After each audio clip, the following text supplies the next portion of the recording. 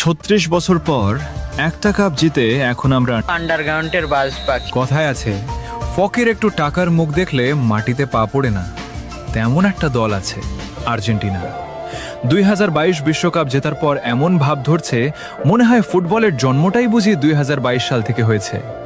এখন তারা অন্য কোনো দলকে দলই মনে করে না। তাদের ভাব এমন, বাকি সবাই মাঠে শুধু হাজিরা দিতে আসে। ব্রাজিলের 5টা বিশ্বকাপের কথা বললে বলে ওগুলো তো অনেক আগের। আরে ভাই, পুরনো বলে ইতিহাস কি ডিলিট হয়ে যায় নাকি? তারপর আবার বলে সব বাপদাদার অর্জন। আচ্ছা ভাই, ইতিহাসের কথা তুললে পুরনো কথাই তো আসবে। আর তোমাদের ইতিহাসে তো ডিয়েগো মারাদোনার সেই হাতের গোলের গল্প আছে। তবুও এত ভাব। আর আমাদের বাপদাদাদের ছিল জমিদারি, 5টা কাপ রেখে গেছে উত্তরাধিকার হিসেবে। If you don't mind, Argentina সাপোর্টাররা কি আবার